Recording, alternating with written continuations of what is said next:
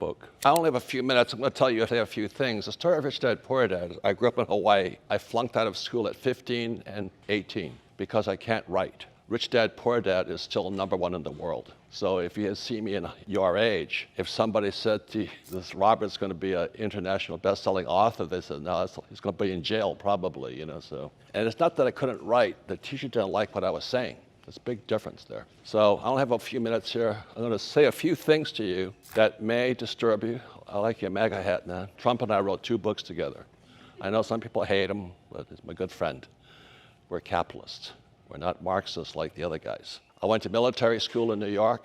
I got nominations at Naval Academy, Merchant Marine Academy, and my degree is in oil, so I own oil wells today. And I flew for the U.S. Marine Corps in Vietnam. Went down 3 times. Lost a lot of friends. We fought, we killed, they killed. But it was a growing up period for me. So when young men ask me, what should I do? I said, join the Marine Corps. You know, it's tough.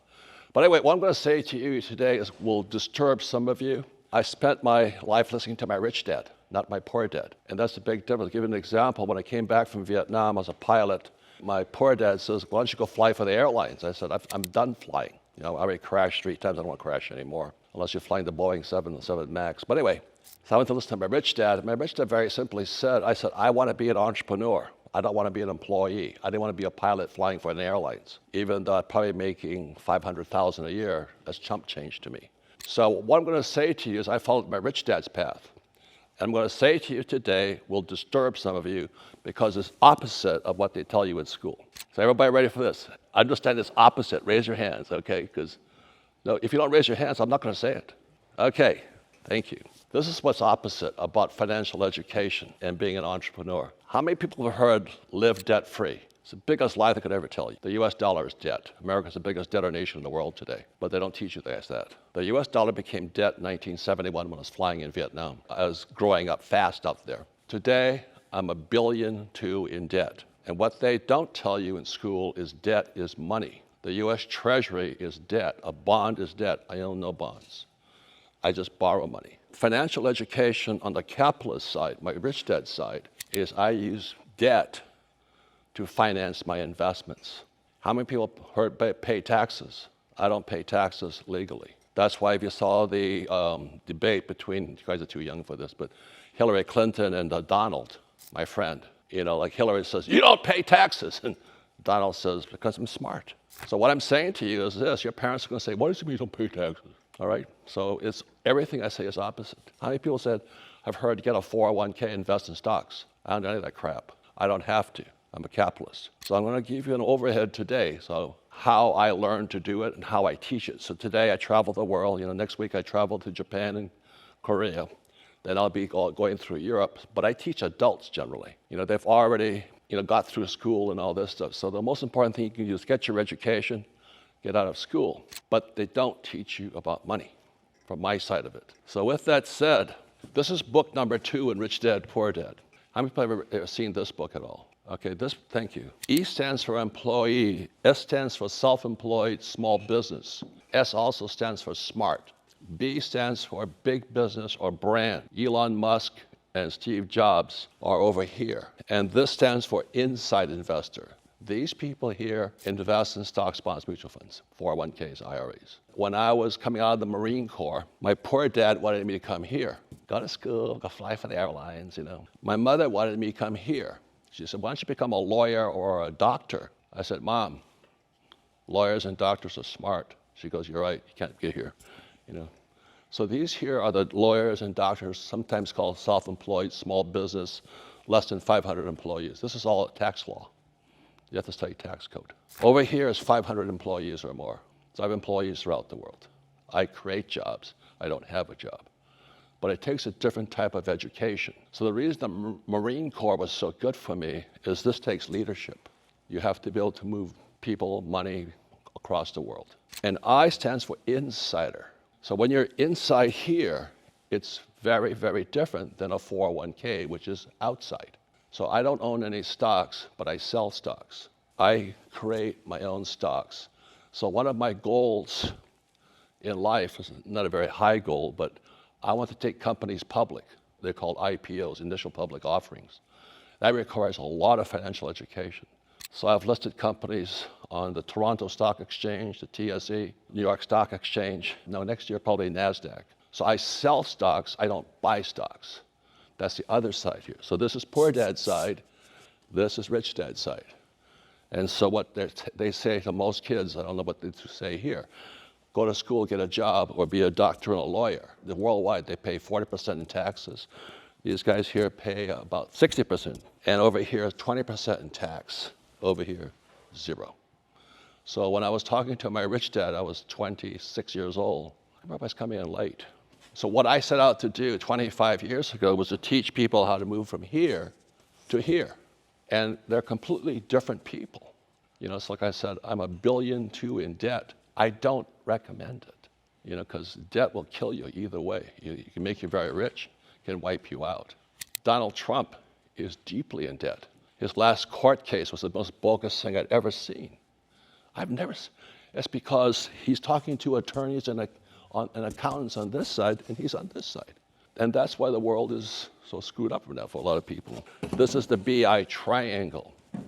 So the reason going to the Marine Corps was so good for me was I had to learn leadership. I went to military school also to learn leadership. The first day at school, I was 18 years old. They're in your face, screaming at you. I don't know if you guys can take it today. Oh, you hurt my feelings. So I had to learn leadership here, day one. You had to learn to lead a team, a strong mission. So the reason I liked the Marine Corps was our mission was very clear. This is during the Vietnam era, the hippies were protesting and all this stuff. The mission of the United States Marine was to go to a faraway country and kill people. And so when I was applying, I was looking at which service I was going to join. This is in the 70s. This Coast Guard guy gets up there and he says, we save lives. The Marines gets up there and he says, we kill people. So I knew I was going to join the Marines, not the Coast Guard. So if you want to save lives, join the Coast Guard. It's different missions will drive you. Each of you have a different mission in life. I like fighting. I like being a Marine. I enjoyed it. I love flying the gunship. Went down 3 times.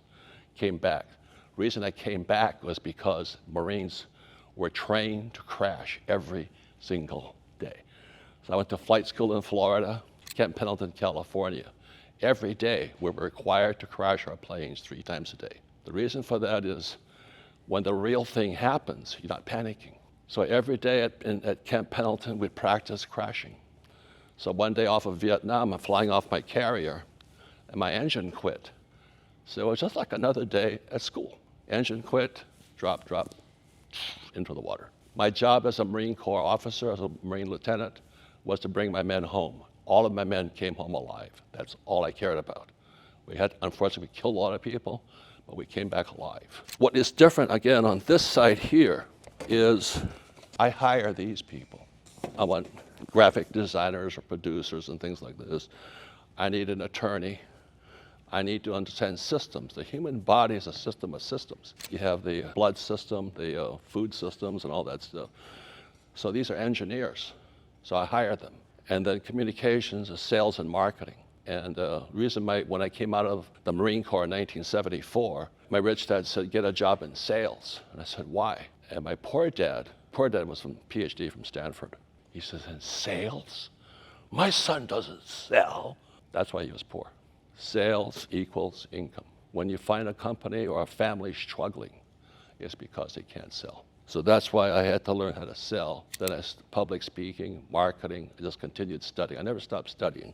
And that's cash flow. These are my accountants. And I hire accountants, the smart guys here. And Trump does the same thing. I know some of you guys hate him, but we don't pay taxes legally. We follow the law. Because the tax code of the United States, they don't tell you this in school, is really how to avoid taxes. But they tell you you're supposed to pay them. What I go around the world doing is teaching this. And then this here is probably what is the most important. When people talk about financial literacy is basically the language of money or accounting or business. If you cannot speak the language of money, you're poor. When I meet a poor person, they may be a PhD from Stanford like my poor dad, but he never spoke the language of money. So if you're going to be an entrepreneur, it's like if I was going to live in Japan.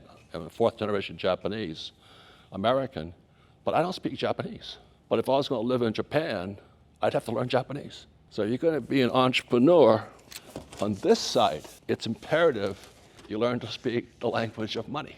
It's really quite simple. So these are the basic words of money. This is a financial statement. You know, when I was flunking out of school at 15 and 17, my poor dad was very upset because my poor dad was a head of education for the state of Hawaii, PhD, smart guy, for a Japanese, fairly big, 6'4". And here's his son flunking out of school. My poor dad was very upset, you know, obviously. Sophomore year and senior year flunking. I still graduated. I still got nominations at Naval Academy. I'm not stupid. I just didn't like school. My rich dad said to me, this is your report card when you leave school. Let's say I have a 4.0 GPA, whatever it is, and I go to my banker and I show him I have no money. He won't give me any money. He doesn't care what school I went to. He doesn't care my grade point average. But if I show him this and it shows that I know what I'm doing, I get all the money I want.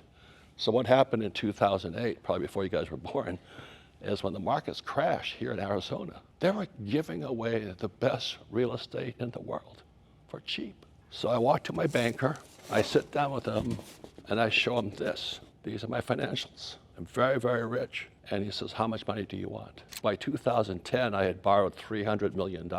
Debt makes you rich. If you use it well, it makes you poor if you misuse it. So financial education is not about, oh, live debt-free as Dave Ramsey. As for most people, Dave Ramsey is a friend of mine. I don't know if you guys see him. It's good advice. Live debt-free. But if you're going to be an entrepreneur, you must learn how to use debt. What's killing America today is America is now $35 trillion in debt. It's because we have PhDs running our economy. It's the most tragic thing I've ever seen. We're a bankrupt nation. So anyway, this here is a financial statement. It's income, expense. So when you speak the language of money, so what's your income? What's your expenses? What are your assets? What are your debt to equity ratios? So when I'm speaking to my banker, I'm speaking money to them. It's called financial literacy. And then over here is a statement of cash flow. Income, expense, balance sheet, statement of cash flow. When I walk into my banker, that's what he wants to know. Da, da, da, da, da. And he checks on, there's an auditor here, and an auditor says it's correct. So like these big Deloitte Touche and all this, the big 8 firms, they verify I know what I'm talking about. Today, the auditor is called blockchain. That's what's giving Bitcoin such a power, is because Bitcoin, the blockchain technology, is an auditor. What I did to teach then was very simply, said, how do you teach this stuff? Because this is the most boring subject on planet Earth. I have yet to meet an exciting accountant. They're generally boring people. And when I was in accounting class, I was going for my MBA, I was sound asleep. And the reason for that was the MBA teacher wasn't an accountant. He was teaching accountancy, but he wasn't an accountant. So what my wife and I did 27 years ago, we created this board game here to teach people to use this. Let me say it again. When you leave school, this is your report card. Whether you're rich or poor will show up here. That's the difference. When the whole market crashed in 2008, I just kept borrowing money, but I had this. So the reason we created the board game is this here. I learned most of this playing Monopoly. My poor dad thought playing Monopoly was a waste of time. My rich dad said that's the game. So we all know the game of Monopoly. 4 greenhouses, 1 red hotel. I own the Biltmore and Wigwam. I own the hotels up in Sedona. I have 15,000 rental units. I own oil wells. I own gold mines, silver mines, lithium mines. So what happens is when a person goes to school, they wind up here. It's called the rat race. Get a job, they invest in a 401k, and they die here. Today, the biggest problem for my generation, boomer generation, is our retirements are gone. It's really tragic. I don't know how old your parents are, but if they're my age, a lot of them are in trouble because we're cruising for the biggest stock market crash in history. And it's not a stock market crash, it's a bond market crash. That's what I study all day long. So to get from here to here, this is called the fast track. The way you graduate from here to here is you have to prove it here. My wife and I attempted to do was to make the most boring subject on planet Earth, accounting, fun. So like I learned it playing Monopoly. So we have this cash flow board game, you have fun. And once you can prove this is strong here, you graduate to here. So when I say to you, I don't have any stocks, I don't buy stocks. What I do is I'm an entrepreneur. I create a business. I sell stocks. There's a difference. It's always the other side of it. So over here is where I invest. I do what I want to do. So this here is the game and all this. How many have played this game so far? Oh, good. How come you're so far ahead, young lady?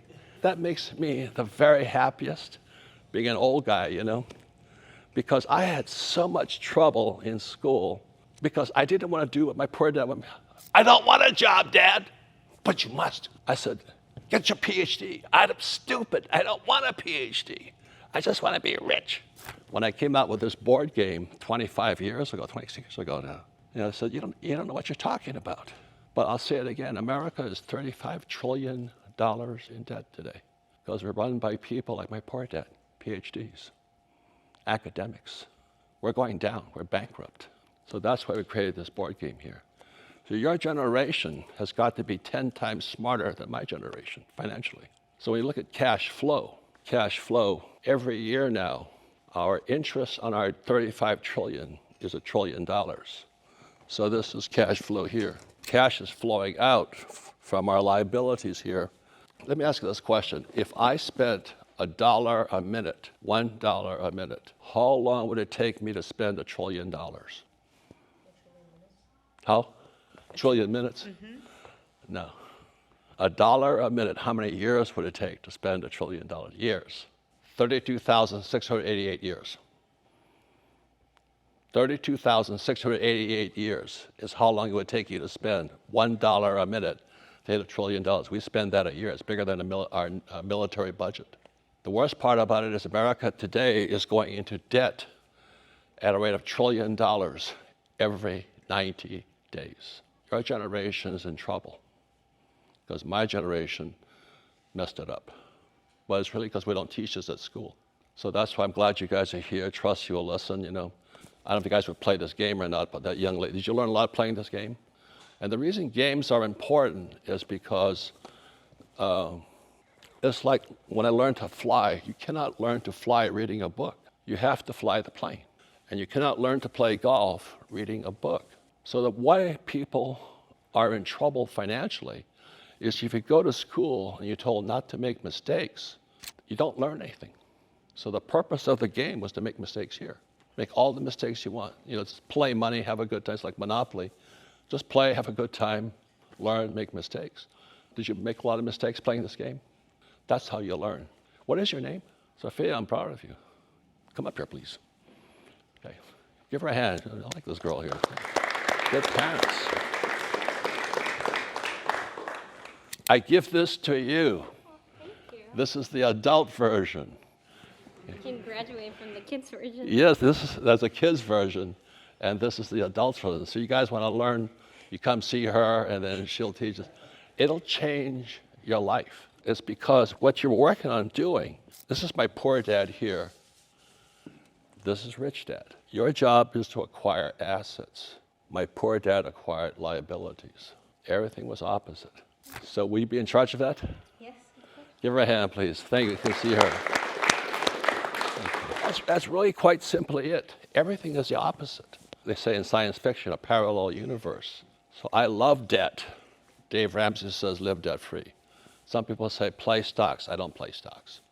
Some people say bonds. I don't like bonds because bonds are crashing right now. It's going to bring down our banking system.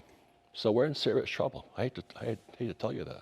You're lucky that your parents are well off enough to get you here, but you still have to learn money by yourself. There's 3 types of education: academic, which is important, reading, writing, arithmetic. Then there's professional. My profession is I could fly for the airlines. I didn't want to fly anymore. And I understood oil.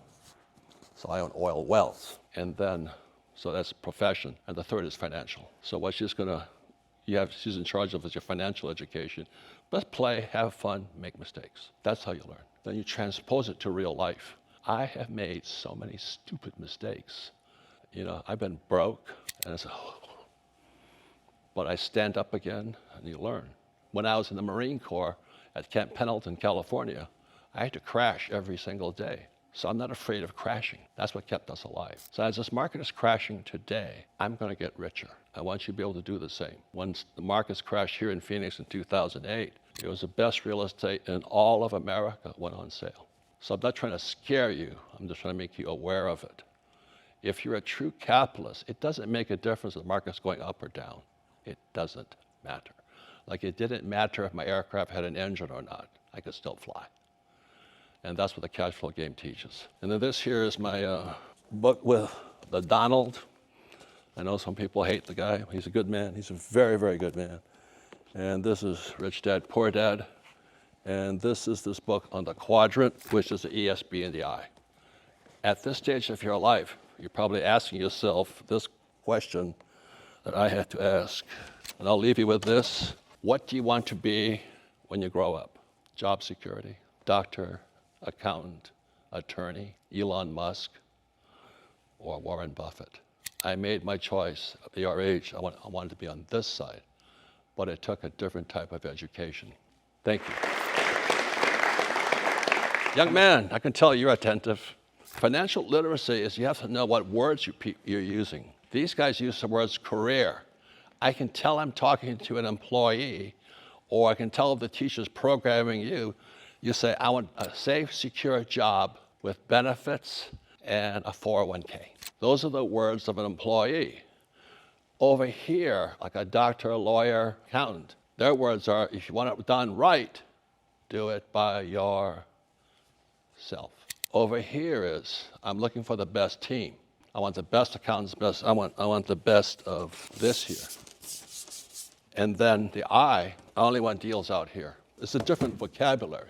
Are there problems? Every day. Every day, my first attorney I hired from here, I hate to say went to this school, biggest crook I ever met. Good Republican. But not just because you're an attorney doesn't mean you're honest. Does that make sense, you guys here? Just like not all preachers are honest. You're gonna grow up, you're gonna find out people have their strengths and people have their weaknesses. And so the biggest blessing I have today is this. So the biggest obstacle or the biggest challenge of an entrepreneur is putting that team together. S's don't have teams. So if they were in sports, they would play golf or pickleball. Over here is like the NFL and basketball, different. The mindsets are different. So I'm always looking for the best team. How long have you been with me, Bob, now? 22 years. Just give him a big hand. He's one of my best guys here. So. Oh, thank you. Thank you. I fired him 10 years ago. He refused to quit. I worked in accounting. Not any longer. Yeah. So what's it like working at Rich Dad? It's different. Huh? It's great. It's a place where you can make mistakes and recover and come back. Always encouraging that as an employee to go out and work hard to get to this side. Basically, while we're working as employees, he always says, do your best to not be an employee. Start your own businesses. Start small. Do something different than what we're normally taught. Yeah, they're all encouraged to have a side hustle. If you make a mistake in the company, tell everybody so we can correct on it. Nobody's punished or fired for that. The reason he got fired is we had a bad CEO. Yeah. And I had to fire the CEO first. So big hand for him, please. Thank you. So the best thing about it is you guys have choices now. And the choices are, what do I want to learn? And I like being an entrepreneur. I like being a capitalist. I don't want to be a Marxist. A lot of Marxists around here. You can tell them Marxists by their words too. When I was 18 years old, I had to read the book called The Communist Manifesto by Karl Marx. Number one is abolition of private property. Other thing that Marxists believe is taxation. Number three, labor unions. My poor dad was all three. He didn't like the rich. He said paying taxes was a requirement. He headed the teachers union. When my poor dad and I would get into fights, he'd say, well, how come you're not paying taxes? I said, America was founded in 1773. Not 1776, if you read your history. 1773 was the Boston Tea Party. America is a tax-free nation. So that's my history. So we live in America. The thing that you guys trust you will fight back for, let's get back our freedom. As a U.S. Marine Corps officer, I killed a lot of people for our freedoms because they're going to take them away otherwise. So today we have the border wide open. I cannot believe that. The first thing that Biden did was cut the Keystone XL pipeline, ran from Canada to Gulf of Mexico. The day he cut that pipeline, under Trump, I was selling oil at $30 a barrel. I don't have oil stock. I have the oil well. And so I'm pumping oil, selling it at $30 a barrel under Trump. The moment Biden cut that pipeline, oil went from $30 a barrel to $130. I almost voted for him. I said, geez, he made me richer. Now, what he was doing was making the poor and middle class poor, because when the price of oil went up, everything goes up. So inflation's running rampant today. I don't know how people feed themselves today. But the moment he cut that pipeline, I knew what he was doing. He wants to create a division between rich and poor. Then he took down the wall. Watch what a person does, not what they say. Acta non verba. I watch what a person does, not what they say. If I could pass on one lesson to you, talk is cheap. Action speaks louder than words. Thank you very much. Young lady, come here. Thank you. Thank you for all of your advice and everything. It's not advice, it's words of stupidity. Follow me. Don't do what I do unless you want to study. I'm studying constantly because it's changing so fast, okay? You guys are smart enough, bright enough, fortunate enough. So congratulations. Thanks.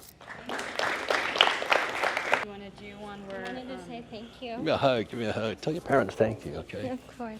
All right, thanks. Thank you. I can teach everybody else. Yes. He'll help you teach, right? Yeah, she'll teach you. Thank you very much. Okay. Thank you. Thank you. I appreciate Thanks. it. Thank you. Thank you. It's good meeting you. Miles, Thanks. nice to meet you. I have a question for you. Sure. I'm reading a book on habits right now, and I'm On wondering what's a habit that impacted your life and that you had that Discipline. made a big difference. Well, the biggest habit is to do what you need to do, even if you don't want to do it. That's why I needed to go to military school, because I was a surfer. It's a big fuck off. I wasn't flunking out of school because I was stupid. I was surfing. So that's why I kind of realized I was in, you guys know when you're in trouble, right? You create your own problems for yourself. So the discipline is, can I correct from it? Because we learn by our mistakes. And the more mistakes you make and you learn from, the smarter you get. But you make no mistakes, you don't get smarter. I had a question about, like, I come from an immigrant family, Yes. so my dad, like, obviously built everything for himself. Yes. Now we can afford this school. Where are you from? Kind of What? been put- He's from India. India. Yeah, Good both for my you. parents Smart are. people. Yeah. So he took the software engineering route. He got lucky. He Oh, made his good, own good, business, and then he sold it. Good. That's an entrepreneur. Yeah. But I'm getting kind of put in the box of, like, engineering or lawyer or doctor. You know, that's like the classic Asian thing to do. And I want to be an entrepreneur. But how do I break out of that box, and what should I pursue for the next couple of years to do that? The basic, when you play that board game, what you're learning is accounting. And you're going to be an entrepreneur. Accounting is the basis. You know, go to college, you can study hula dancing, whatever you want, but take an accounting course with it, you know, because you've got to know where the numbers are going all the time. You want to control the flow of the money. That's what entrepreneurs do. Entrepreneur goes broke when they can't control the flow. You know, it's flowing out faster than flowing in. So that's why accounting for an entrepreneur is basic. That's why I created the cash flow board game. Then you're a good foundation. You can go to anything you want, but accounting is always the basis. I'm proud of you guys. You guys are very fortunate kids, but you guys are screwed. I do have one more question. You know why? The guys before us fucked this whole thing up. But I'm going to get richer. Just an attitude problem. Yeah, so we're doing a commercial real estate independent study, which is something Good that for the you, school good for does. you, yeah. And we're reading Commercial Real Estate Investing for Dummies right now, but we kind of want to expand. Do you have any book recommendations or just There's 3 books. sources? Yeah. The Rich Dad Advisor books. Okay. There's Ken McElroy, he's my partner. The key to life is having smart people around you, and Kenny is really smart. Natural entrepreneur is the ABCs of real estate, ABCs of Real Estate. and then advanced, and then finance. So it's Ken McElroy, McElroy, I heard you say that you have lithium farms. Like, where are your lithium farms? Canada. Canada, okay. And is it like brine solution, or is it like, No, it's all above ground. It's a really good mine. okay, above ground? Only $20 million for it. So I raised 20, is financed at 50 billion, because it's all above ground. I've been in mining so long, but you got to be close to roads, all that stuff. We don't have to dig down for it. It's above ground. Is there any byproducts? I don't know. Byproducts, I get rich. No, I got my ass kicked too, you guys. You know, that's real life. Sometimes you meet a guy, either you're the most stupid or somebody kicks your butt and then you lose and come back in. So the most important skill is, can you stand back up and learn from it? Never lie. Screw up, I lie. Yeah, screwed up. But when you lie, that's a downhill slope. Do you still buy things with mainly debt and credit, or are you like financing It a lot of depends. things It yourself? depends. Turner and I, my problem is I make too much money. I'm trying to brag, but it's like, what am I going to do with all this stuff, you know? So we're driving up by the air park. So there's another Porsche for sale. I said, I don't need another Porsche, but I got I just write them a check. We walk into the dealer with a checkbook saying, how bad do you want to sell it? Got it? Yeah. Sometimes you win, and sometimes you get your butt kicked hard out there. Right? You understand that, young lady? Yes. Sometimes you win, and when you get your butt kicked, it's a learning experience. Everybody understand that? Learn from your mistakes. Thanks, guys. Thank you Thank so you much. so Thank you so much. Thank you so much for Thank coming. you, thank you. Oh, God. What's your dad's name? Greg, What's your name? Max, And your dad's name is? Greg. Thank you so much. Thank you very much. Mr. Kiyosaki, I had a question. Is there any way that I could get into real estate with like a low amount of money, like $10,000? Sure, of course. You don't need any money. The question is my partner, his name is Ken McElroy. It's the ABCs of real estate. Simple to read. What's your name? I'm Cruz. Curtis? I'll give you this book. Cruz. Thank you. Vote for Trump. At least too young to vote, but anyway. Good When I'm man. 18. Yeah. All right, thank you. Thanks, you guys. Thanks so much. Don't be late for your Thank you. classes, you guys. Thank you. Thanks. I also have one of the Oh, original sure. copies. That's an old one. Yeah, Okay. What's your name? Miles. Miles. Miles. Thank And you. could my partner and I also get a picture with you? Oh, sure, sure. Your Awesome. partner, because your partner's already, huh? Yeah, we've done 2 businesses together. All And, right. yeah, Congratulations. Yeah, thank you. Yeah.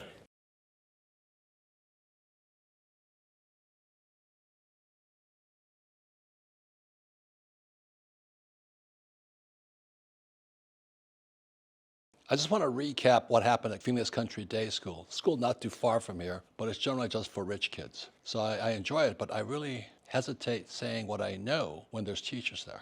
Teachers have a tough job. My poor dad was a teacher. So sitting in the audience were some teachers and all this, I could see them squirming because, as you know, schools are programming here for here. Go to school, get a job, play it safe, get a 401k. Or here, become a specialist like a doctor, a lawyer, accountant, attorney. But again, this here is 40% taxes, 60% taxes. The skill sets here are different than the skill sets here. So what Rich Dad is doing with his cash flow board game and all that is training these people who want to move over to here. Now that's easier said than done. So over here is B, or big business, 500 employees or more. These guys can't handle 500 employees because they lack the leadership skills. So the reason I say I was a Marine is we were trained to be leaders. Most schools train you to be pussies. Oh, you hurt my feelings, hurt my feelings. And over here is I, inside. These guys invest from the outside. This is inside here. So this is what I didn't say today at Phoenix Country Day. The guys that make it here, guess what? Most of them don't go to school. Look at the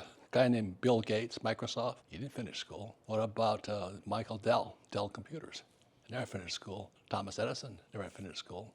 General Electric. Some of the biggest entrepreneurs never finished school. And I didn't want to say that because the teachers are doing their very tough job, holding these kids to sit down there and study subjects they'll never use. So I see that. And then this side here is Warren Buffett. This is a combination of these two. The skill sets take years to acquire. That's all those investments on the fast track outside. These guys are investing from inside the rat race. So that's why I didn't say a lot of things at Phoenix Country Day, because the teachers were there.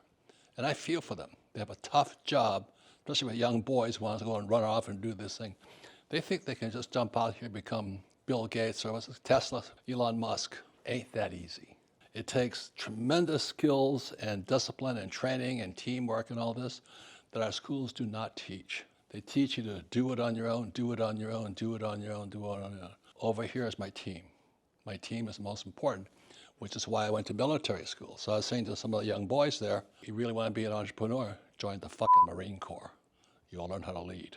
And that's what it really takes to be an entrepreneur in today's world.